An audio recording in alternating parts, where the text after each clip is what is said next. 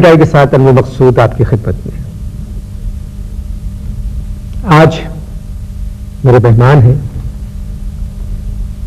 ایک ایسی شخصیت جن کا میں مدعا ہوں. حوالہ طب، ادب، تہذیب، انسانیت اور سب سے محبت. میرے مہمان ہیں محترم حکیم محمد سعید صاحب. السلام علیکم. سری پرائیویٹ آئی جو ہے یہ ایک ایسا پروگرام ہے جو ہر ہفتے پی ٹی وی ورلڈ سے دکھایا جاتا ہے اور دوسرے ممالک بھی یہ پروگرام دیکھتے ہیں. ظاہر ہے آپ کو سب جانتے ہیں، سب کو معلوم ہے کہ آپ علم کے ساتھ جو آپ کا لگاؤ ہے، جو محبت ہے طب کے ساتھ اور انسانیت کے ساتھ. اور ہم چاہیں گے کہ آپ ہمیں کچھ اپنے بچپن کے بارے میں بتائیں. کیسے گزرا، کہاں تعلیم پائی، کہاں پیدا ہوئے آپ؟ میں پیدا تو دہلی میں ہوں. دہلی باعث خواجہ کی چوکٹ. اچھا. اور تعلق ہے ایک دینی خاندان سے، لیکن جہاں تک میری تعلیم کا سوال ہے، میں نے دینی مدارس میں تعلیم پائی ہے بنیادی طور پر. اور پہلے نازل قرآن شریف جو 4 سال کی عمر میں ہو گیا تھا، اور نصف قرآن شریف ہندوستان میں حفظ کیا اور نصف مکہ مدینہ میں حفظ کیا، اور 8.25 سال کی عمر میں حافظ قرآن تھا. تو یہ تو آغاز ہے میری تعلیم کا. لیکن اس کے ساتھ ہی عربی اور فارسی اور انگریزی کی تعلیم بھی پرائیویٹ طور پر جاری رہی، اور اچھے اساتذہ نے مجھے شرف حاصل ہے کہ میں ان سے تعلیم پائی ہے. اس سے ابتدائی تعلیم سے فارغ ہو کر میرے لیے یہ فیصلہ کرنا دشوار ہو رہا تھا کہ کیا بننا ہے مستقبل میں. مولوی بننا ہے یا مولانا بننا ہے یا صحافی بننا ہے یا حکیم بننا ہے. میرا انتخاب صحافت پہ تھا، اور اس لیے تھا کہ میرا صحافیوں سے بہت تعلق رہا ہے. اور صحافی میں خواجہ حسن نامی نام دے سکتا ہوں، اور ملا واحدی کا نام دے سکتا ہوں، اور شرف فہری کا نام دے سکتا ہوں. بڑے نام ہے سب. اور ایک بہت اہم سوال شخصیت ہے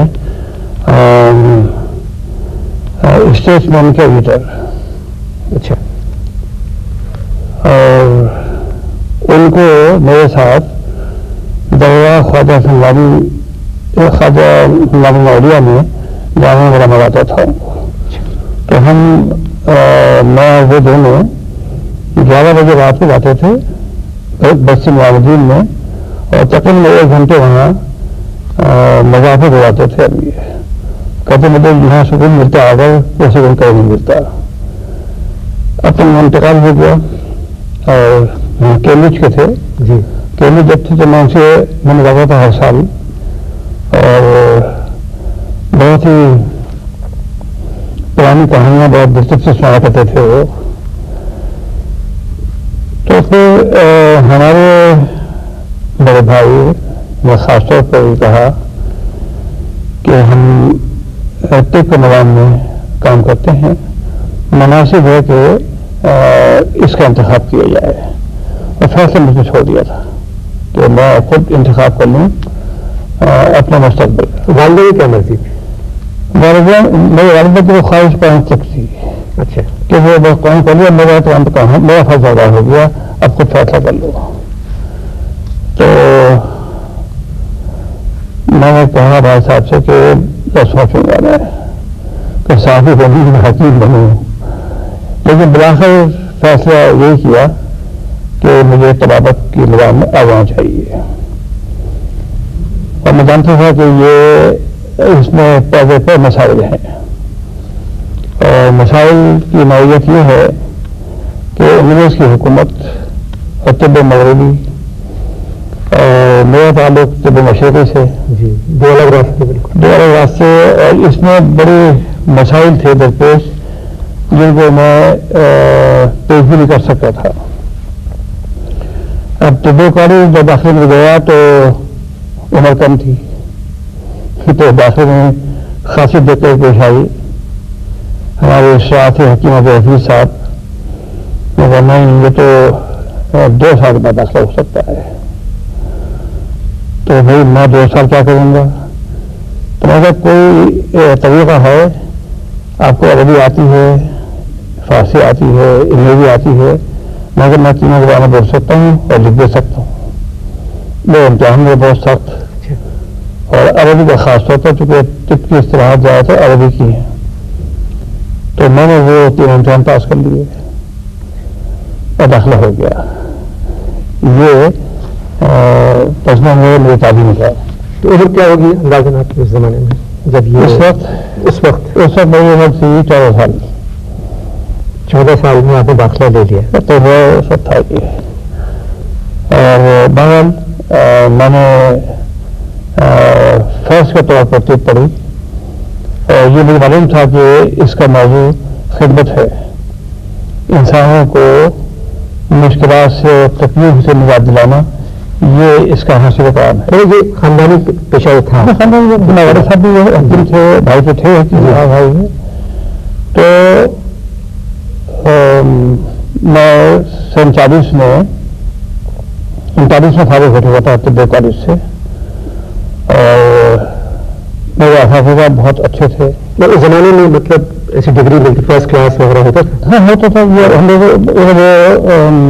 یونیورسٹی ڈگری کرنی تھی، لیکن مانی جاتی تھی، کیونکہ واسوائے میں فارمیشن رکھا تھا طب کالج کا، اور مہاتما گاندھی نے اتفاق کیا تھا اس کا، تو یہ اس کی اہمیت تھی اس لحاظ سے۔ تو حکیم عبداللہ خان صاحب کی وجہ سے بہت اہمیت تھی اس ادارے کو۔ تو پھر میں فارغ ہو گیا، 40 میں نے مطلب شروع کر دیا۔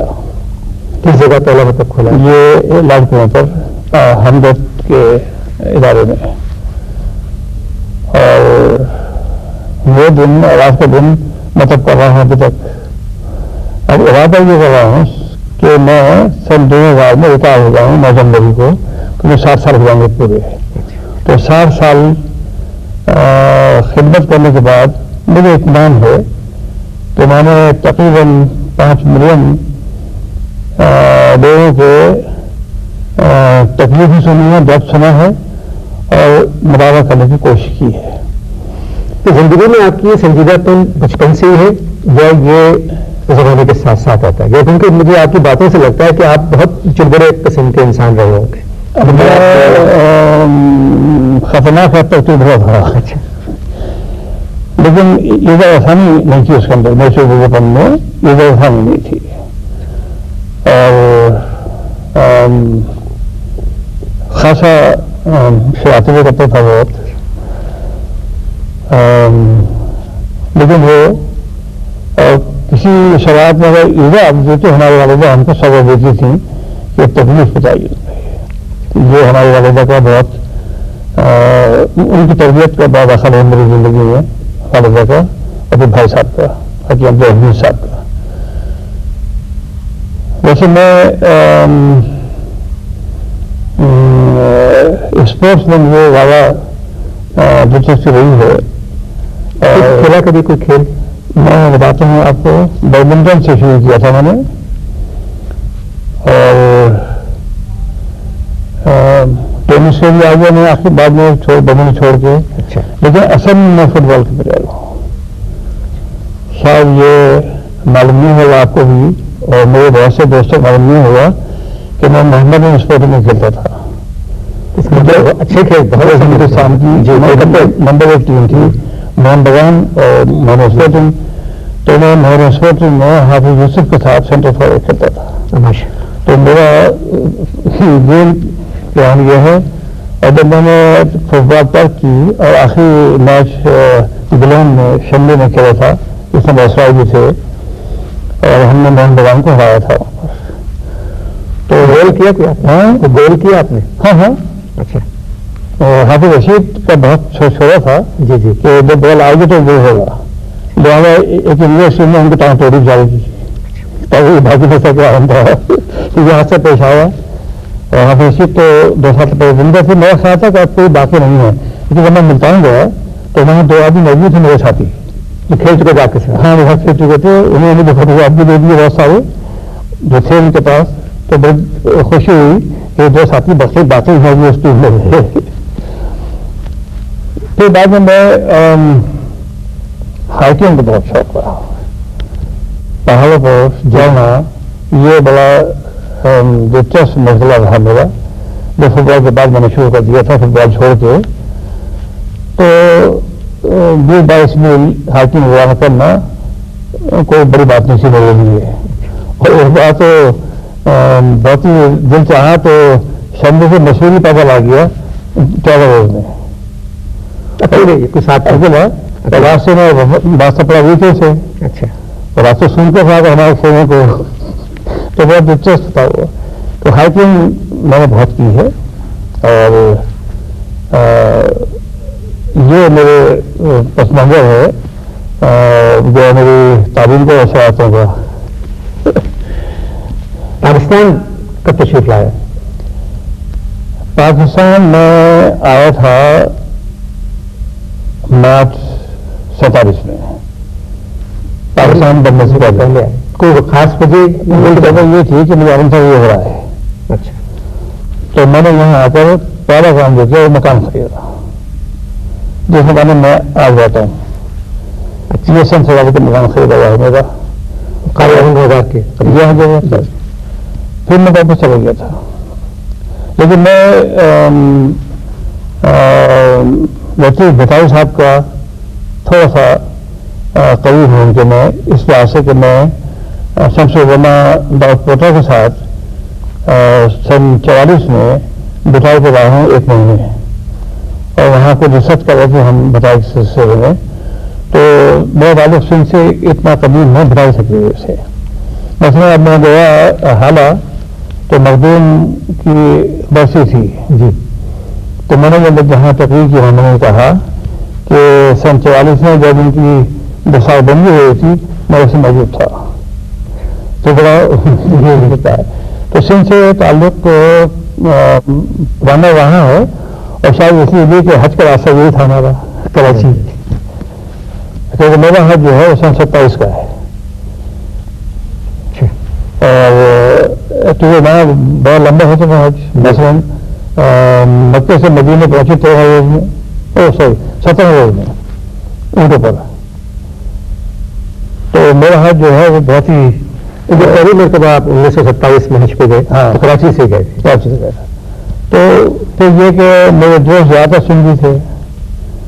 مثلاً کھو صاحب، میرے والد تاجپور صاحب، میران محمد شاہ صاحب اور غلام علی پٹھان، طارق حبیبہ، یہ سب میرے پریا بخش صاحب، یہ سب میرے وہاں ہوتے تھے. تو مطلب ان کی دوستی جو تھی وہ آپ کی پرسنل لیول پہ تھی یا ٹپ کی وجہ سے تھی؟ میں پرسنل لیول پر تو میں پھر ان کے کہنے پر یہاں آ گیا. لیکن ایسی ایک وجہ اور بھی ہے جو میں چاہتا ہوں بتا دوں آج کہ تعاون کے میں بہت قریب تھا اور اس قربت کا ایک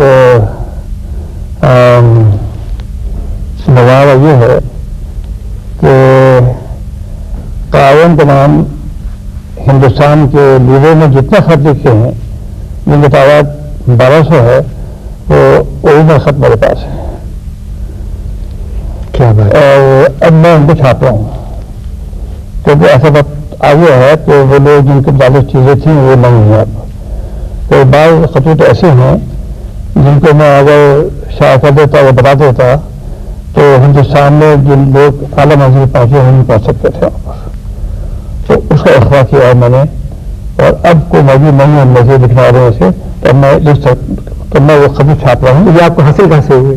مقام سے خود یہ بھی وظیفہ ہے کام کے لیے اور چوری ہو گئے سارے ہاں اور چوری ہو کے پہنچ گئے رضوان صاحب کے پاس کس طرح پہنچ گئے اور پھر میرے پاس آ گئے تو اب میں چھاپ رہا ہوں 3 دن آ رہا ہوں ایک دن آ چکی ہے باقی بچاری کر رہا ہوں آج کل ان کو ایڈ کر رہا ہوں رضوان صاحب بھی مجھے کر رہے ہیں ڈاکٹر انصار زاہد خان بھی میرے ساتھ لگے ہوئے ہیں اس کام پر کہ بڑے اہم خط ہے وہ اس سے بڑی تعریف ہونے کی اس سے جی قائدین کا پس منظر سامنے آتا ہے بہت زیادہ اس سے تو یہ سیاسی بیک گراؤنڈ ہے تھوڑا سا اسی کہ میں بچہ مسلم لیگ کا رکن تھا جسٹس نوین صاحب صدر تھے ہمارے جی ظہور احمد صاحب موجود ہیں وہ سیکرٹری تھے ہم بچہ مسلم لیگ کے تھے پھر ہم نوجوان لیگ میں آ گئے تو جب آپ نے خط کیوں دیا آپ کو انہوں نے آپ کو خط کیوں دیے انہوں نے قائد اعظم نے کہ پیش کر رکھو ان کو خط کا جو خطوط تھے قائد اعظم کے وہ انہوں نے خود دیے آپ کو ہاں دیکھیں میں کہتا تھا بہت زیادہ بہت تھا میں اچھا اور قائد اعظم کا اثر تھا کہ میں یہاں آیا خاص طور پر لیکن میں نے یہ بات آج پہلی بار کہی ہے لیکن بہت بڑی بات ہے کہ میں مجھے گول بلی دیں گے بڑی تکلیف ہوگی مجھے گول بلی دے کر کیونکہ ایسے لوگوں کو ملا ہے جن کو دنیا ہونی چاہیے تھا میں جانتا ہوں جی جی خیر تو یہ پس منظر ہے لیکن عملی سیاست میں حصہ نہیں لیا میں نے کبھی اور اپنے بھائی کی وجہ سے نہیں یہ جو فن ہے کہ اس کے بڑے مقتضیات ہیں تقاضے ہیں اسے پورا کرنا چاہیے بار میں نے کوشش کی کہ سن 40 سے اب تک طب کو منگا لینا دنیا سے اس میں بڑا بہت دخل ہے اس میں بے شک اور میں نے بہت کام کیا ہے اور کوئی اہم میٹنگ طب کے بارے میں میرے بڑا نہیں ہوتی ہے مجھے بڑھایا جاتا ہے اور اب تو یہ عالمی سطح پر مقبول ہو چکی ہے اور منظور ہو چکی ہے ابھی پچھلے اگست میں national institute of health Washington انہوں نے ایک عالمی میٹنگ بلائی تھی کانفرنس نہیں تھی میٹنگ تھی راؤنڈ ٹیبل کہ طبوں کے بارے میں کیا وقت کیا طب چینی طب ہندی طب اسلامی طب افریقی تو وہاں ہم نے 4-5 دن بحث کی بیٹھ کر WHO بھی شریک تھا ہمارے ساتھ گلوبل آرگنائزیشن اور ہم اب ایک وائٹ پیپر شائع کرنے والے ہیں بہت جلدی WHO سے WHO والے تو بہت خلاف تھے بالکل دوست ہیں اتنے خلاف تھے کہ مجھے عملاً نکال دیا بلڈنگ سے اپنی کہ یہ کیا پرانی ہوگا یہ نہیں چلے گی زمانے میں اور WHO میں اس کا سینٹر قائم ہو گیا ہے اس میں میں نے بھی مدد کی ہے مالی مدد بھی کی ہے شخصی مدد بھی کی ہے اور اب میں وہاں اجازت بھی ہوں باقی نکالے گیا تھا میں تو یہ زندگی کے مراحل اور مسائل ہیں جن سے مدد آزما ہونے کی میں نے ضرورت کی ہے اور آج مجھے اطمینان ہے کہ طب کو میں نے عالمی طب بنا دیا ہے اس کو اب یہاں تک کہ اب ڈیکسٹر یونیورسٹی سیٹل میں جی ایڈمنٹ پوزیشن کے لیے کام ہو رہی یونیورسٹی امریکہ میں اور وہاں کوشش ہو رہے ہیں طب چینی طب ہندی اور طب عربی کی کوشش میں نے بھیجی ہے پاس بٹائی صاحب کے معتقد اور پھر ان کے صوبے کے آپ گورنر ہوئے تو وہ وقت کیسا لگا آپ کو میں نے یہ فیصلہ کیا تھا کہ میں تعلیم کے لیے کام کروں گا سندھ میں باقی میں نے کہہ دیا تھا اپنے وزیر اعلیٰ وغیرہ سے کہ میرے کوئی دخل نہیں دوں گا لیکن تعلیم میں آگے میں دخل دوں گا اور کسی کی مداخلت برداشت نہیں کروں گا لہٰذا میں نے بڑے اطمینان سے 4 یونیورسٹیاں قائم کر دی اس دور میں اور اردو یونیورسٹی کا تیاری کر رہا تھا لیکن اردو کا سینٹرل سبجیکٹ تھا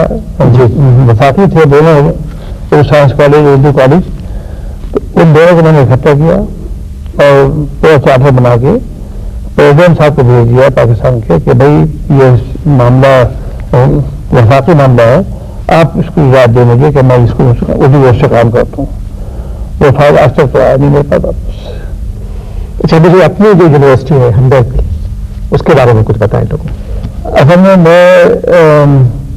میرے 2 شعبے ہیں زندگی کا صحت اور طب اور تعلیم کے لیے بہت کیا آپ نے ان 2 شعبوں میں کام کرتا ہوں اور پاکستان میں آنے کے بعد صحت پہ کام کیا میں نے کافی دنوں، لیکن جب تعلیم کا میں نے حال برا دیکھا پاکستان میں تو راستہ بدل دیا میں نے اپنا، کیونکہ صحت زبانی بری تھی، صحت فکری آ گیا تو پھر جو آگے بڑھنے آگے میں تو صحت فکری میں سر نہیں تو صحت جسمانی کہاں سے آئی. تو میں اس میدان میں محبت سے کام کر رہا ہوں، اور محبت کا مطلب یہ ہے میں پاکستان سے محبت کرتا ہوں جی، اور انسان سے محبت کرتا ہوں. اور میرے نزدیک یہ بات بالکل صحیح نہیں ہے کہ انسان کو تعلیم سے محروم رکھا جائے. تو یہ جذبہ کا فرما ہے، اور میں چاہتا ہوں کہ کم از کم ہمارا ہر نونحال اس کو جا سکے. یہ ہم نے صدیقہ آ جائے یا توفیق مدعا علیہ کی طرف سے کہ ہم نونحالوں کو تعلیم سے آراستہ کر دیں تاکہ یہ آگے بڑھ کر تعلیم میدان میں کچھ کام کر سکتے ہیں بس کے. لیکن نوجوان آپ کو حاصل نہیں ہوں گے جب تک ابتدائی تعلیم سے نہیں دیں گے آپ. اور یہ بڑی دلچسپ بلکہ دلچسپ کیا اندوناک حقیقت ہے کہ ہمارے 13 منصوبے تعلیم کے آئے ہیں اب تک، ان 13 میں سے کسی میں بہت تربیت نہیں ہے، اور کہنا ہے اس میں نہیں تربیت ہے، اور تربیت کے بغیر تعلیم کا کچھ تصور ممکن نہیں ہے. تو تربیت اور تعلیم یہ دو چیزیں ساتھ چلتی ہیں، اور تربیت مقدمہ ہے تعلیم کا. جب تک تربیت کو آپ اہمیت نہیں دیں گے تعلیم کا حق ادا نہیں ہوگا. ایک بات تو یہ ہے. پھر یہ کہ آپ کیسے گزارا کریں گے کہ اس ریاست اسلامی میں جہاں تعلیم کا درجہ فرض کا ہے، دیکھیے دنیا کی جتنی تہذیب تمدنیں ہیں ان میں تعلیم ذوق و شوق کا نام ہے، اسلام میں تعلیم فرض کا نام ہے. تو یہ فرض ادا نہیں کر رہا ہے پاکستان، جو ریاست اسلامی کی حیثیت سے اسے کرنا چاہیے تھا.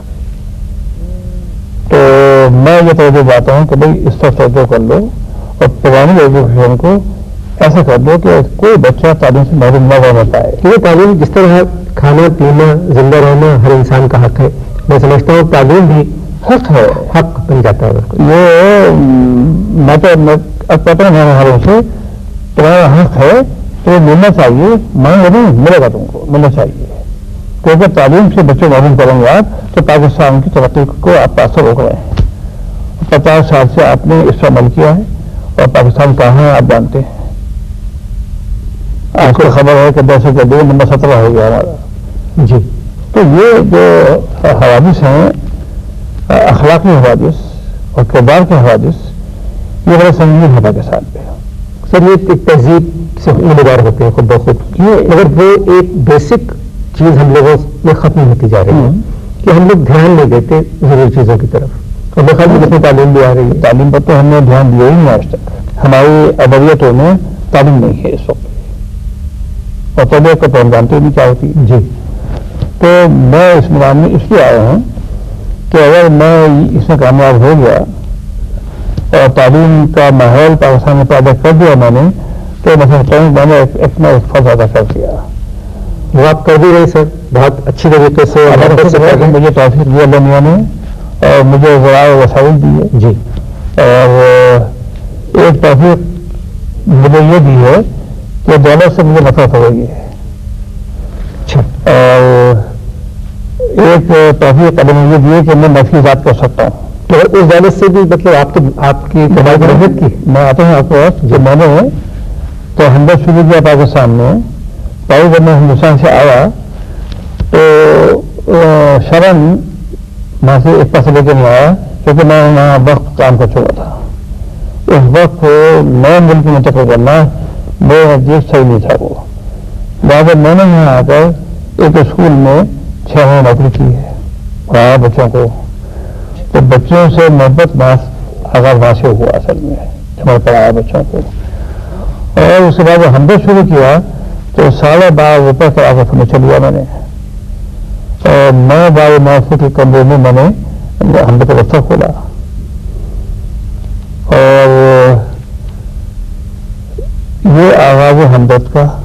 آج مجموعہ حکمت میں 30 کروڑ کا فرنیچر لگا ہوا ہے اس وقت. اچھا یہ کیوں ہوا؟ بتانا کیا چاہتا ہوں میں کہ نصیحت کی وجہ سے کہ میں اس سے قابل ہو گیا ہوں الحمدللہ 100% نہیں ہوں 100%، لیکن بڑی حد تک قابل ہوں کہ میں اپنی ذات کو فراموش کر دیا میں نے، اور میں دوسروں کے لیے کام کرنے کی جدوجہد کرتا ہوں اپنا کہ میں دوسروں کا کام اگر کس طریقے سے بھی تو تعلیم کے شعبے کو میں اپنایا ہے، اس میدان میں میں خرچ کرتا ہوں.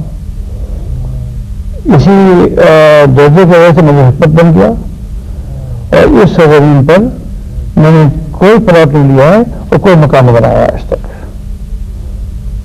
وہ سن 40 کا جو مکان سن 44 کا مکان میں نے لیا تھا مارچ میں 47 میں، وہ مکان میں نے اپنی بیوی کے نام پر دیا تھا کہ وہ میری بیوی نے بڑا اشار کیا تھا، اپنا زیور بیچ کے مجھے پیسے دیے تھے کہ کام کا کروا لوں میں یہ، تو میں نے یہ مکان ان کو دے دیا، ان کا انتقال ہو گیا تو اب میں نے بیٹے کے نام کر دیا.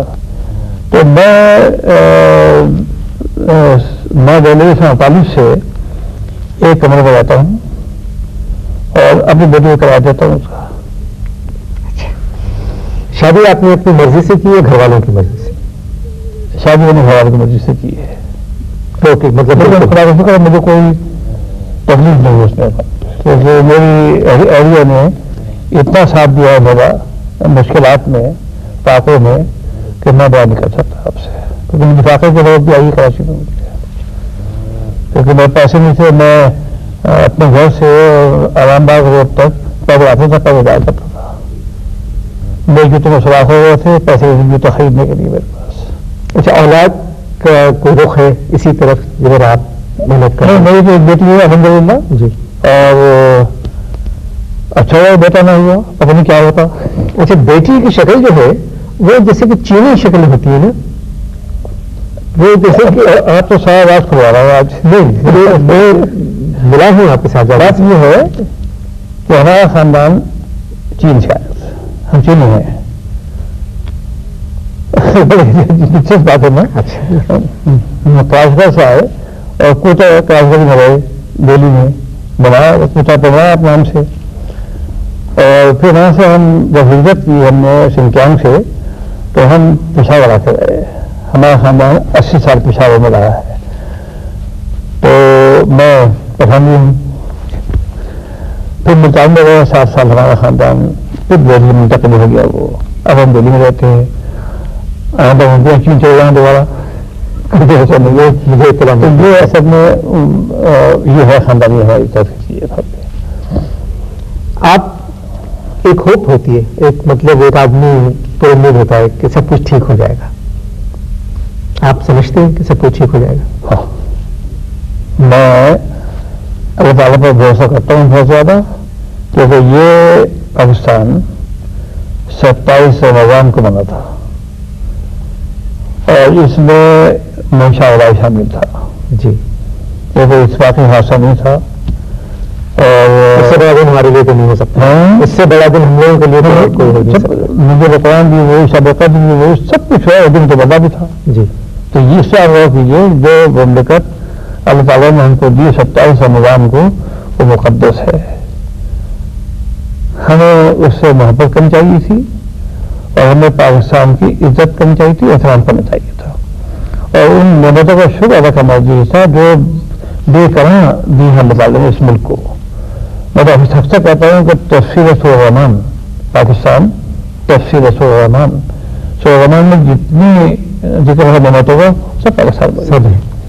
اور میں تو دنیا گھومتا ہوں، مجھے معلوم ہے پاکستان کو کیا اللہ تعالیٰ نے نعمتوں سے مطلب کیا ہے، لیکن ہم نے اس ملک سے محبت نہیں کی. اس ملک کا ہم نے احترام جو کیا جو ہمیں کرنا چاہیے تھا. اور ایک ہی سوال مل رہی ہے ہمیں کہ ہم غفلتوں میں پڑ گئے ہیں اور ہم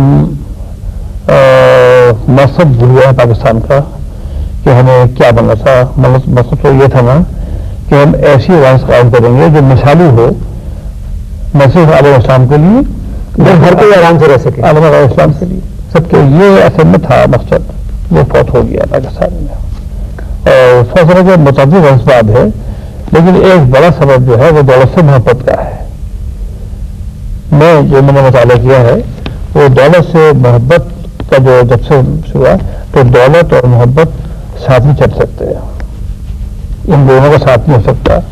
جس طرح خوف اور ایمان ایک دن میں جمع نہیں ہو سکتے، اس طرح دولت محبت جمع نہیں ہو سکتی. یہ میرا زندگی کا تجربہ ہے. تو دولت، اچھا ہمارے حضور صلی اللہ علیہ وسلم نے تو دوسری ذریعہ ہے الفقر فخری، مجھے اپنی غربت پر فخر ہے، ناز ہے، اور ساری زندگی جھوپڑے گزار گیا اسی میں، پیٹ پر پتھر باندھے میں باندھے دوسروں کے لیے، اپنا چھوڑ دیا دوسروں کو کھلا دیا.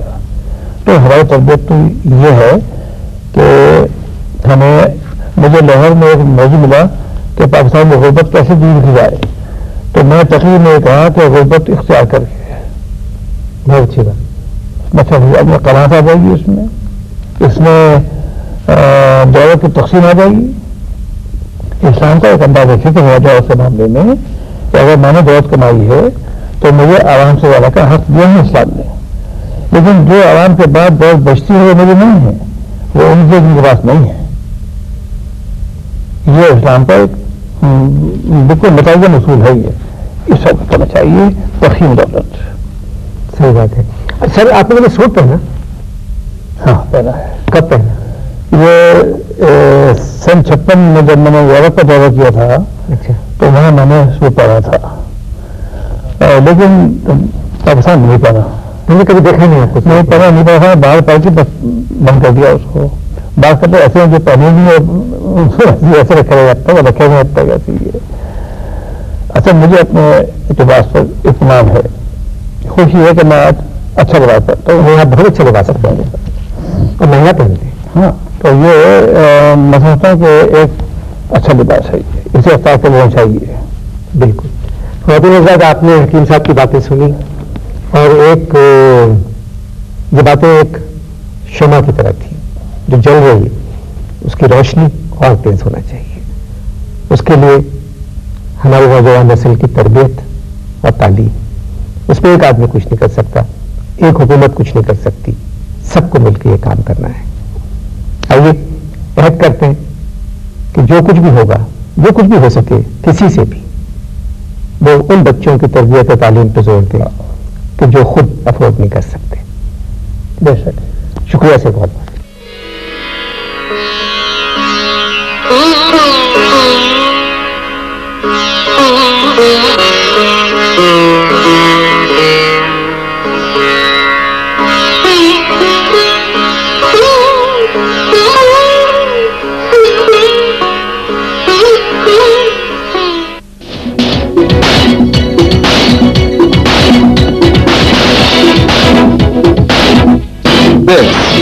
This is PTV Radio.